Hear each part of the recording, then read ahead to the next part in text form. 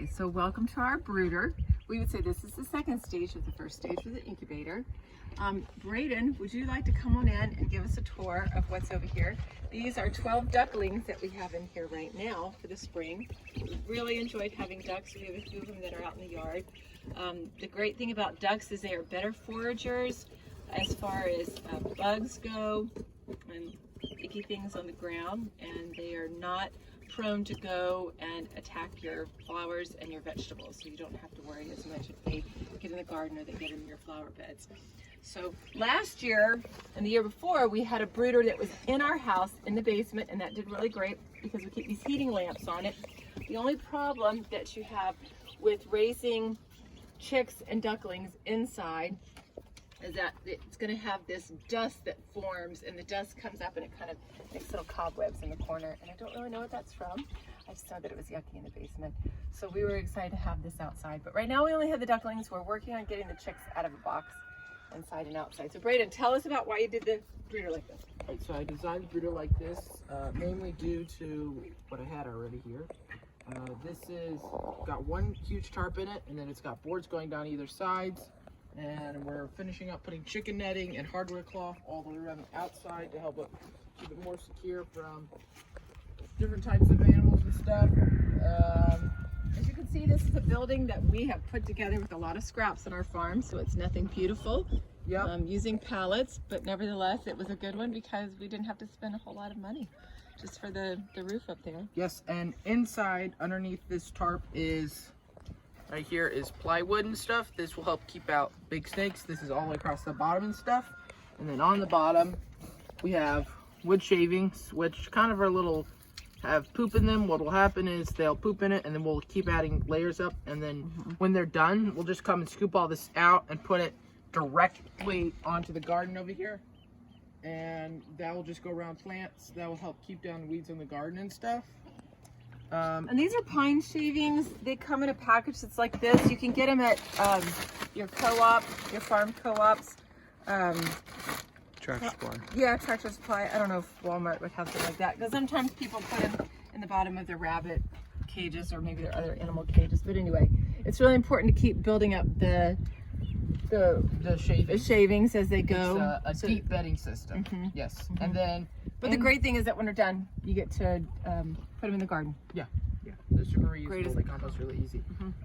Also in the brooder, we have these 2 heat lamps. Turn one off here. They are encased in this little thing to help protect it. It also comes with this metal. Which you can see, I just turned that light off, and I can put my hand on this. The light bulb itself is a little bit warm, and we just turned that off. This heat lamp has been on all day, but this itself is not hot. The cage. And then there's Why is the cage there? To help protect it, so in case something like it cracks or something, falls, or a bird can't run into it. Right, we can't fly up and do it. Right. And then there's this reflector shield that also helps protect it and keeps the heat reflected down in there.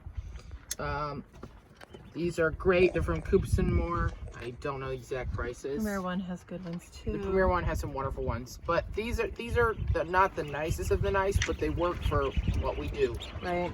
This is a water that has gone extremely dirty because that's what ducks do. They just make messes. This has got a floater system inside right here.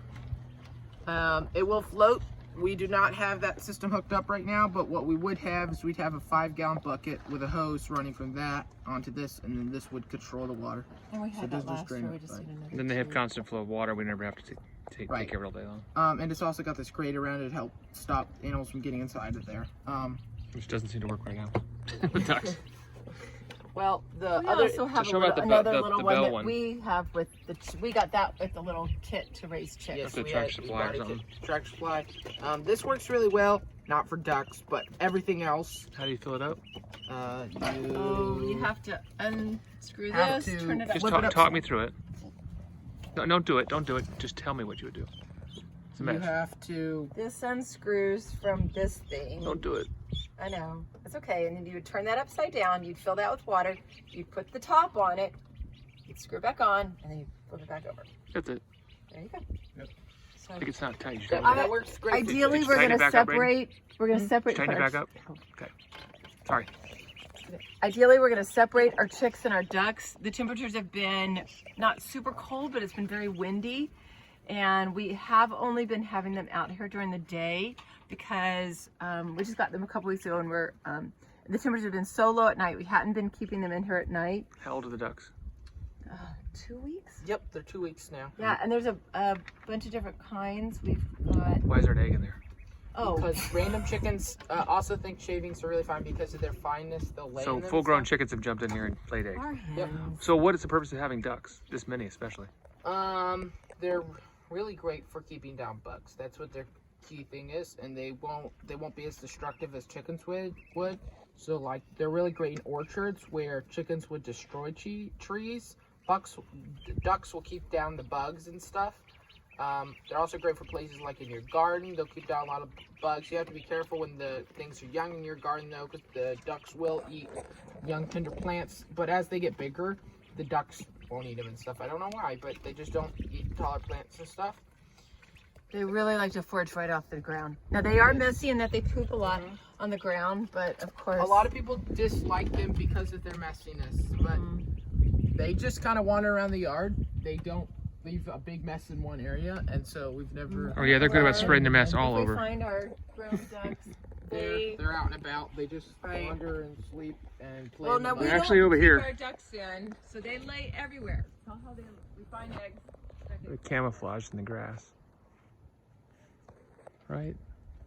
Duck eggs are awesome Right for there. cooking with, and you can eat them too. They're larger, but we haven't before enclosed our ducks. We may enclose these ducks. We're thinking about actually putting them in with our goats, who are also out of the fence and not supposed to be. But we're thinking about putting them in with our goats because goats, you need to be really careful about what goats are eating off the ground. Goats are one of the most susceptible animals to parasites and worms. And so putting ducks in with goats could really help get the bugs and everything off the ground and the worms. And